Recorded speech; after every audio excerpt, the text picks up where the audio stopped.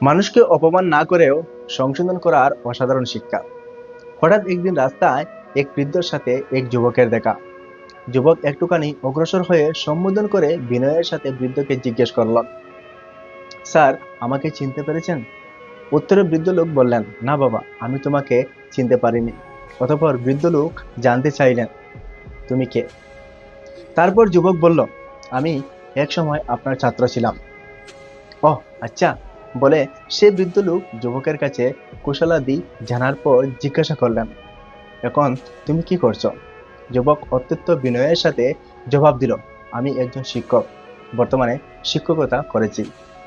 সাবেক ছাত্রের মুখ থেকে এই কথা শুনে বৃদ্ধ শিক্ষক অত্যন্ত খুশি হয়ে বললেন, বাহ, বেশ তো, খুব ভালো, খুব ভালো। ঠিক আমার মতো হয়েছে তো তাহলে? যুবক মৃদু হেসে জবাব দিল, জি, আসলে আমি আপনার মতো একজন শিক্ষক হতে পেরেছি বলে নিজেকে ধন্য মনে করেছি। তখন সেই যুবক এর পিছনের কারণ বর্ণনা করতে গিয়ে বলল, আপনি আমাকে আপনার মতো হতে ভীষণ অনুপ্রাণিত করেছেন। বৃদ্ধ শিক্ষক কিছুটা কৌতূহল নিয়ে যুবকের শিক্ষক হওয়ার নেপথ্য কারণ জানতে চাইলেন। যুবক তার শিক্ষক হয়ে ওঠার গল্প বলতে গিয়ে বৃদ্ধ শিক্ষককে স্মরণ করিয়ে দিল স্কুলে ঘটে যাওয়া সেই পুরনো দিনের ঘটনা বর্ণনা করতে গিয়ে যুবক তখন বৃদ্ধ শিক্ষককে উদ্দেশ্য করে বলল, মনে আছে স্যার, একদিন আমার এক সহপাঠী বন্ধু, যে আপনারও ছাত্র ছিল, সে একটি নতুন হাত ঘড়ি নিয়ে ক্লাসে এসেছিল। তার ঘড়িটি এতটাই সুন্দর ছিল যে আমি কোনোভাবেই লোভ সামলাতে পারিনি। সিদ্ধান্ত নিয়েছিলাম, যেভাবেই হোক ঘড়িটি আমার চাই। অতঃপর সুযোগ মতো আমি তার পকেট থেকে ঘড়িটি চুরি করি। কিছুক্ষণ পর আমার সেই বন্ধু তার ঘড়ির অনুপস্থিতি লক্ষ্য করে এবং অবিলম্বে আমাদের স্যারের অর্থাৎ আপনার কাছে অভিযোগ করে। তার এই অভিযোগ শুনে আপনি ক্লাসের উদ্দেশ্যে বলেছিলেন, আজ ক্লাস চলাকালীন সময়ে এই ছাত্রের ঘড়িটি চুরি হয়েছে, যেই চুরি করে তাকে ঘড়িটি ফিরিয়ে দাও। আপনার নির্দেশ শুনে আমি ঘড়িটি ফেরত দিতে পারিনি, কারণ ঘড়িটি ছিল আমার কাছে খুবই লোভনীয়। তাছাড়া আমরা খুবই গরিব ছিলাম, এমন ঘড়ি ক্রয় করার সামর্থ্য আমাদের ছিল না। তারপর আপনি দরজা বন্ধ করে সবাইকে বেঞ্চে ছেড়ে উঠে দাঁড়িয়ে ক্লাসরুমের ফ্লোরের মধ্যে একটি গোলাকার বৃত্তে তৈরি করতে বললেন এবং সবাইকে চোখ বন্ধ করার নির্দেশ দিলেন। অতঃপর ঘড়ি উদ্ধার না হওয়া পর্যন্ত আপনি পর্যায়ক্রমে আমাদের সবাই পকেট খুঁজতে লাগলেন। আমরা সবাই আপনার নির্দেশনা মোতাবেক নীরবে দাঁড়িয়ে রইলাম।